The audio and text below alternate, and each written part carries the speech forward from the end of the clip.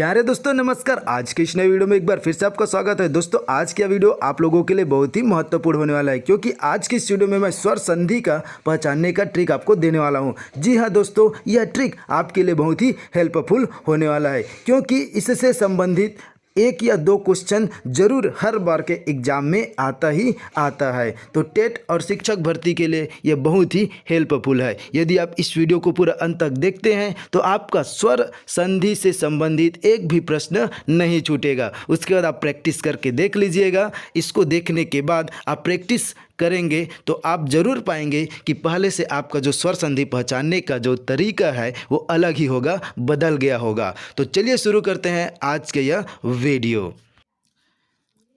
दोस्तों जैसा कि आपको मालूम है कि संधि तीन प्रकार के होते हैं: स्वर संधि, विसर्ग संधि, व्यंजन संधि। ओके, तो हम बात करने वाले हैं स्वर संधि। स्वर संधि हमारा टॉपिक रहेगा स्वर संधि। तो स्वर संधि के जो 5 प्रकार होते हैं, स्वर संधि इसके 5 प्रकार होते हैं। इन 5 प्रकार को हम ट्रिक से सॉल्व करेंगे। आपको मालूम है स्वर कौन कौन सा है? अ, आ, ई, उ, री और है ए, ऐ, ओ, औ। इतने स्वर है। ठीक है, अब इसको हम नाम दे देते हैं। इसका नाम हम दे देते हैं ए, इसका नाम हम दे देते हैं बी और इसका नाम दे देते हैं सी। ओके, अब इन्हीं ए बी सी में ही आपका जो पूरा काम बनेगा। अब देखते हैं जैसे कि दीर्घ संधि, दीर्घ स्वर संधि। मैं यहाँ दीर्घ बस लिख रहा हूँ, दीर्घ स्वर संधि। तो दीर्घ स्वर संधि तो क्या होता है? सेम सेम होना चाहिए, सेम सेम होना चाहिए। सेम सेम कहने का मतलब है कि चाहे अ प्लस अ हो, या आ प्लस आ हो, या ई प्लस ई हो, ऐसा मतलब सेम सेम यदि होता है तब हम उसको बोलेंगे दीर्घ स्वर संधि। ओके, तो सेम सेम में दीर्घ स्वर संधि लिया जाता है। उसके बाद देखिए जैसे कि मतलब जब उच्चारण होता है तो इसका क्या होता है? दीर्घ स्वर संधि। जब अ मिल के क्या हो जाता है? आ हो जाता है। मिल के भी क्या हो जाता है? आ हो जाता है। ई मिल के भी क्या हो जाता है? ई हो जाता है। और उ मिल के भी उ मिल के क्या हो जाता है? ऊ हो जाता है। ठीक है, इस प्रकार से पहचानने का तरीका है। अब देखिए हम आगे आते हैं गुण संधि, गुण स्वर संधि।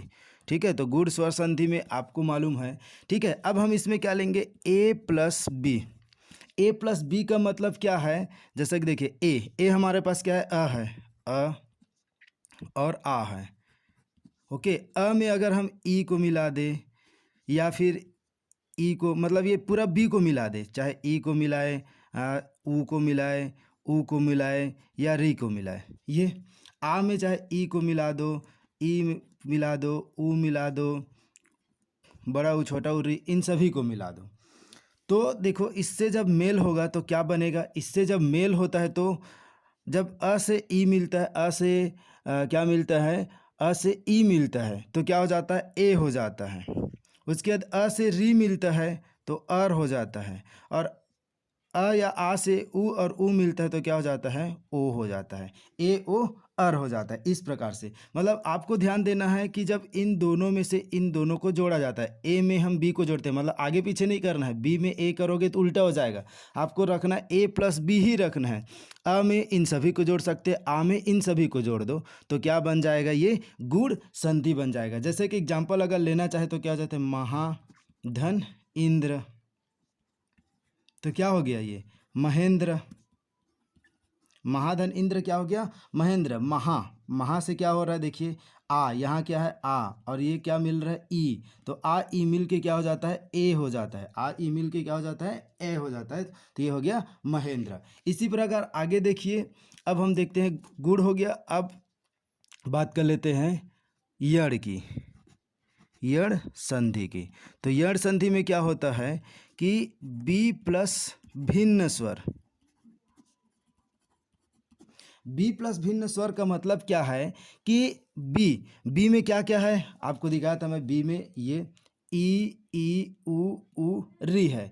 इसमें क्या हो जाता है भिन्न स्वर, मतलब इसको छोड़ करके दूसरा स्वर कौन कौन सा बचा, आ या ए ओ औ, ये सभी मिल के, ठीक है, मतलब ए और ये सी, ठीक है, इसको छोड़ देते हैं। मतलब इसी में बी में क्या, बी में भिन्न स्वर बोला है तो इसको हमको नहीं लेना, भिन्न कौन होगा, आ होगा, और ए ओ औ, मतलब ई प्लस आ, ई प्लस आ, ई प्लस आ, उ प्लस, मतलब इसमें से जोड़ना रहेगा। जैसे ई प्लस ए हो जाएगा, ई प्लस ए हो जाएगा, उ प्लस ओ हो जाएगा। इस प्रकार से जब मेल होगा तब जो संधि बनेगा उसको हम बोलेंगे यड़ संधि। जैसा कि उदाहरण के लिए अगर हम देखें, अधि धन आदेश, अधि धन आदेश क्या हो जाता है, अध्यादेश, ठीक। तो अधि में देखिए ई है, यहाँ छोटा ई है, और आ है, ई धन आ, ई देखिए ये ई है और ये आ, ई धन आ मिल के क्या हो जाता है, इसमें जब मेल होता है तो क्या बन जाता है, य र ल बन जाता है, य र ल व। मतलब जब इन दोनों का मेल होता है, जैसे कि बी में ए को मिला दो या बी में सी को मिला दो, तब क्या हो जाता है, जब उच्चारण होता है तो क्या बन जाता है, जैसे यहाँ क्या बन गया, ई प्लस आ मिल के क्या हो गया, य बन गया। ओके, तो मतलब इसमें क्या होता है, य र ल व, जब मिल के इनसे बनते हैं, ठीक है, जब ई और आ ये मिल करके बनते हैं तो य र ल व, इसमें से कोई जो है निकल करके आता है। उसके बाद देखिए यड़ के लिए, उसके बाद अब आता है अयादि, अयादि, अयादि संधि, अयादि संधि। ओके, तो अयादि संधि में क्या होता है, सी प्लस भिन्न स्वर, सी प्लस भिन्न स्वर होता है। तो सी प्लस भिन्न, तो सी आपको मालूम है, सी कौन कौन सा है, ये है ए ओ औ, ये ए ओ, इसमें क्या है भिन्न स्वर, मतलब इसमें हम ए ओ में हम ई को जोड़ सकते हैं, मतलब ए में हम इन सभी को जोड़ सकते हैं, ए में इन दोनों को जोड़ सकते हैं, ए में इन सभी को जोड़ सकते हैं, इन दोनों को जोड़ सकते हैं, ओ में इन सभी को जोड़ सकते हैं, मतलब कोई भी एक। तो जब मेल होता है इन सब का तो क्या बनता है, अयादि में क्या क्या हो जाता है, आय